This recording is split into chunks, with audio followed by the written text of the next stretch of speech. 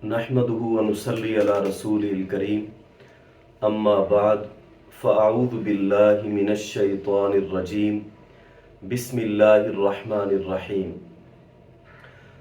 अल्लाह तबारक व तआला ने इरशाद फरमाया, अम तुरीदूना अन तसअलू रसूलकुम कमा सुइला मूसा मिन क़ब्ल।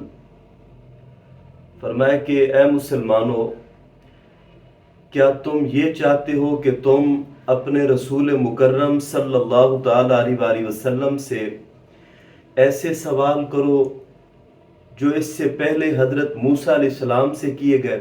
वमन यतबद्दलिल कुफ्र बिल ईमान, फरमाया कि जो ईमान के बदले कुफ्र इख्तियार करे, फ़क़द दल्ला सवा अस्सबील, पस ताकीक वो सीधे रास्ते से भटक गया। अच्छा, इस आय मुबारका में अल्लाह तबारक व तआला ने प्यारे आका सल्लल्लाहु ताला अलैहि वसल्लम की मुकद्दस बारगाह में गैर ज़रूरी सवालात से मना फरमाया, बल्कि नबूवत का ये खासा है कि जो ज़रूरी चीज़ है, अल्लाह की तरफ से जो अहकामात हैं, जो प्यारे आका सल्लल्लाहु ताला अलैहि वसल्लम हमारे लिए बेहतर समझते हैं, वो हमें अता फरमा देते हैं। और जो महबूब अलैहिस्सलाम हमारे लिए बेहतर नहीं समझते, वो हमें नहीं अता फरमाते, तो हमें उस हवाले से आगे सवाल करने की इजाज़त नहीं। यहाँ तक कि सही मुस्लिम शरीफ की हदीस पाक है किताबुल हज के अंदर कि जब प्यारे आका सल्लल्लाहु ताला अलैहि वसल्लम ने हज की फर्जियत का हुक्म दिया, फरमाया या अय्युहन्नास कुतिबा अलैकुमुल हज्जा फहुज्जू, ए लोगो तुम पर हज फर्ज कर दिया गया, बस तुम हज अदा करो। एक शख्स खड़ा हुआ, उन्हें अर्ज की मेरे आका क्या हर साल हज फर्ज होगा? महबूब अलैहिस्सलाम खामोश हो गए। उस बंदे ने फिर दूसरी तरफ से आकर सवाल किया, हुजूर क्या हर साल हज फर्ज होगा? आप अलैहिस्सलाम फिर खामोश हो गए। तीसरी बार फिर सवाल किया, इरशाद फरमाया लौ कुल्तु नाम लवाजबत, फरमाया अगर मैं हाँ कह देता तो फिर हर साल ही फर्ज हो जाता। लेकिन जाहिर सी बात है, उम्मत के हवाले से मुशक्कत में पड़ने का खौफ, उम्मत पर शफकत, रहमत, मोहब्बत, कि अगर बिल फर्ज किसी के पास पैसे मौजूद भी हों, फिर भी पता नहीं कितनी कितनी रुकावटें आ जाती हैं। महबूब अलैहिस्सलाम अपनी निगाह नबूवत से देख रहे थे और फरमाया कि अगर मैं चाहता तो हर साल, मैं हाँ कह देता, हर साल फर्ज हो जाता। लेकिन उम्मत पर आसानी के लिए फरमाया जिंदगी में एक बार हज फर्ज है, तो गैर जरूरी सवालात से मना फरमाया गया। इसी तरह आगे अल्लाह ताला ने इरशाद फरमाया वद्दा कसीरुम मिन अहलिल किताबी लौ यरुद्दूनकुम मिन बादि ईमानिकुम कुफ्फारा, फरमाया कि अहले किताब, बहुत सारे अहले किताब, यहूद व नसारा, वो तो ये चाहते हैं कि मुसलमानों तुम ईमान लाने के बाद दोबारा काफिर हो जाओ। अहले किताब तो यही चाहते हैं। यहूद व नसारा कब चाहते हैं कि मुसलमान रहे? फरमाया वो तो बहुत सारे लोग वो ये चाहते हैं कि तुम ईमान लाने के बाद दोबारा काफिर हो जाओ। अच्छा, ये जो वो कुफ्र की तरफ मुसलमानों को फेरना चाहते हैं, इसकी क्या वजह है? अच्छा, यहाँ मैं एक और भी बात अर्ज करूं। हम चाहते हैं कि यहूद व नसारा अपना दीन छोड़कर मुसलमान हो जाए, ये हमारी चाहत है, और उनकी ये चाहत है कि मुसलमान भी अपना दीन छोड़कर यहूदी या ईसाई हो जाए। हमारी चाहत और उनकी चाहत में बहुत बड़ा फर्क है, जमीन आसमान का फर्क है। हमारी चाहत यह है कि यहूदी क्योंकि हक पर नहीं है, कुफ्र की हालत में मर जाएंगे, इस हाल में तो जहन्नम में जाएंगे। ईसाई इस हाल में मर गए तो जहन्नम में जाएंगे। हम चाहते हैं कलमा पढ़ ले, मुसलमान हो जाएं ताकि जन्नत में जाएं। हम उनकी भलाई चाहते हैं। अब यहूद व नसारा हमें हमारे दीन से फेरना चाहते हैं। कुरान फरमा रहा है वो क्यों चाहते हैं? फरमाया हसदम मिन इंदी अनफुसिहिम, अपने अंदर की हसद की वजह से। मिन बादी मा तबय्यन लहुमुल हक, फरमाया हालांकि इसके बाद कि उन पर हक जाहिर हो चुका है, वो इस बात को तस्लीम कर चुके और वो ये बात उनके सामने वाज़े अया हो चुकी कि इस्लाम ही सच्चा मजहब है।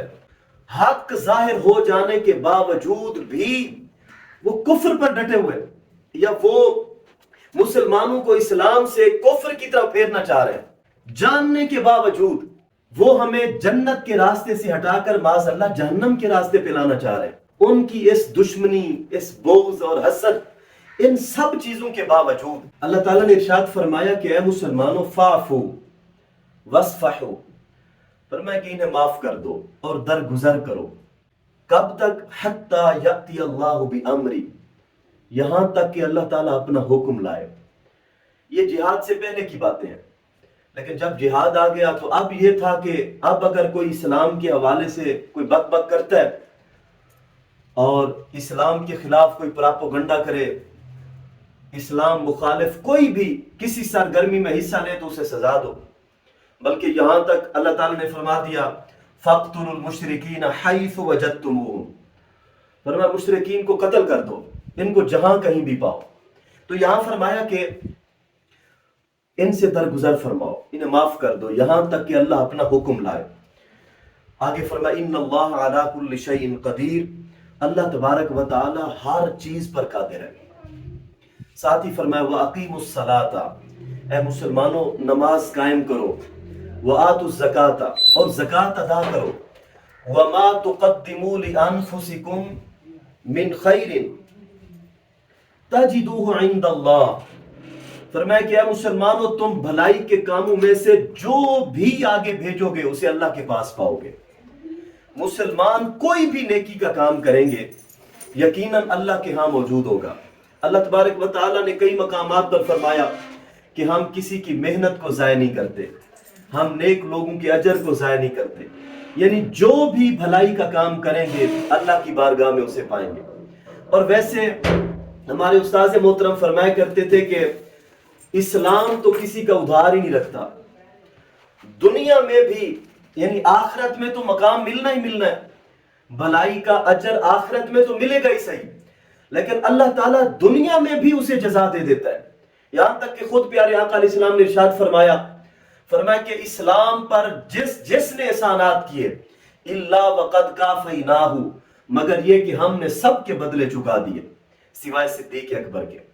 حضرت سیدنا ابو بکر صدیق رضی اللہ تعالیٰ عنہ واحد شخصیت ہے جن کا بدلہ آج بھی باقی ہے، قیامت تک باقی رہے گا، یعنی ہم مقروض ہیں ان کے علاوہ باقی جتنے لوگ ہیں ان کو دنیا میں ہی جزا دے دی جاتی ہے، اور آخرت میں تو اللہ کا فضل ہی ہوگا، مزید بہترین جزا دی جائے گی اللہ تعالیٰ کی طرف سے۔ ارشاد فرمایا ان اللہ بما تعملون بصیر، بے شک اللہ تعالیٰ تمہارے کاموں کو دیکھ رہا ہے۔ آگے فرمایا وقالوا لن يدخل الجنۃ الا من كان هودا او نصارا، فرمایا کہ یہ یہود و نصارہ کہنے لگے کہ ہرگز کوئی شخص جنت میں داخل نہیں ہو سکتا یہاں تک کہ وہ یہودی اور عیسائی ہو جائے، یعنی یہ انہوں نے بات کی، دعویٰ کیا، کہنے لگے کہ جنت میں جانے کے لیے یہودی ہونا اور عیسائی ہونا یہ ضروری ہے۔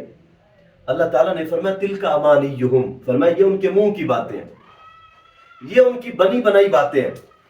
قل، پیارے حبیب صلی اللہ تعالیٰ علیہ وآلہ وسلم آپ فرما دیجئے ہاتوا برہانکم، اپنی دلیل لاؤ، ان کنتم صادقین، اگر تم سچے ہو۔ اچھا ہم کہتے ہیں کہ جو بندہ اسلام میں آ جائے وہ جنت میں چلا جائے گا، جو پیارے آقا صلی اللہ تعالیٰ علیہ وآلہ وسلم کا غلام بن جائے وہ جنت میں چلا جائے گا، وہ ہدایت پائے گا۔ اس کی دلیل ہے ہمارے پاس، جب یہود و نصارہ نے کہا کونوا ھودا او نصارا تہتدوا، یہودی یا عیسائی ہو جاؤ تو ہدایت پاؤ گے، اللہ تعالیٰ نے قرآن نازل فرمایا، ارشاد فرمایا فَإِنْ آمَنُوا بِمِثْلِ مَا آمَنْتُمْ بِهِ فَقَدْ اهْتَدَوْا، فرمایا میرے محبوب علیہ السلام کے صحابہ یہ جو یہودی بکواس کر رہے ہیں یہ جھوٹ بول رہے ہیں، ہاں یہ معیار ہے، فرمایا کہ اگر یہ لوگ ایسے ایمان لائیں جیسے میرے محبوب کے صحابہ تم ایمان لائے ہو تو یہ ہدایت پائیں گے۔ گویا محبوب علیہ السلام کی غلامی میں آ جانا یہ ہدایت کا راستہ ہے، بلکہ محبوب علیہ السلام کے غلاموں کے راستے پر چلنا، یعنی جیسے وہ ایمان لائے، حضور کے صحابہ ایمان لائے، جو ویسا ایمان لائے گا یہی ہدایت کا راستہ ہے۔ اور یہ دلیل اللہ تعالیٰ نے خود قرآن میں بیان فرمائی، اللہ تعالیٰ نے خود اس کی سند دے دی ہے۔ باقی یہود و نصارہ کی باتوں کی تو رب نے تردید فرمائی، تلک امانیہم، فرمائی یہ ان کے منہ کی باتیں ہیں۔ قل ہاتوا برہانکم ان کنتم صادقین، محبوب ان سے فرما دیجئے دلیل لاؤ اگر تم سچے ہو۔ اور ساتھ فرمایا بلا، کیوں نہیں، من اسلم للہ، بلا کیوں نہیں، من اسلم وجہہ للہ، بلکہ جو اسلام لائے اللہ کی رضا کے لیے، وہو محسن، اور وہ نیک بھی ہو، یعنی نیک نیتی کے ساتھ اسلام لائے اللہ کی رضا کے لیے، فَلَهُ أَجْرُهُ عِنْدَ رَبِّ، فرمایا تو اس کا اجر اس کے رب کے پاس ہے۔